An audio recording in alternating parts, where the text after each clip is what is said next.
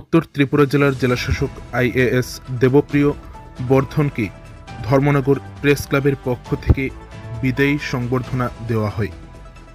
উল্লেখ্য, উত্তর ত্রিপুরা জেলার জেলাশাসক আইএএস দেবপ্রিয় বর্ধন উত্তর জেলা থেকে অন্যত্র বদলি হয়েছেন।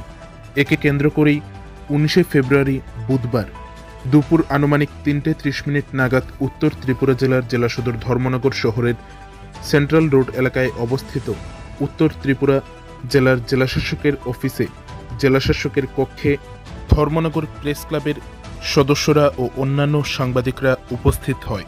সেখানে গিয়ে উত্তর জেলার জেলাশাসক আইএএস দেবপ্রিয় বর্ধনকে ধর্মনগর প্রেস ক্লাবের পক্ষ থেকে বিদায়ী সংবর্ধনা দেওয়া হয়, যেখানে ধর্মনগর প্রেস ক্লাবের সম্পাদক পান্না ঘোষ, স্বরূপ ঘোষ শান, রূপক দত্ত সহ ক্লাবের অন্যান্য সকল সদস্যরা উপস্থিত ছিলেন এবং ওনাকে উত্তরীয় ও পুষ্পস্তবক দিয়ে বিদায়ী সংবর্ধনা জানান ধর্মনগর প্রেস ক্লাবের সকল সদস্যরা, যেখানে ধর্মনগর প্রেস ক্লাবের সকল সদস্যদের পাশাপাশি অন্যান্য সাংবাদিকরাও উপস্থিত ছিলেন।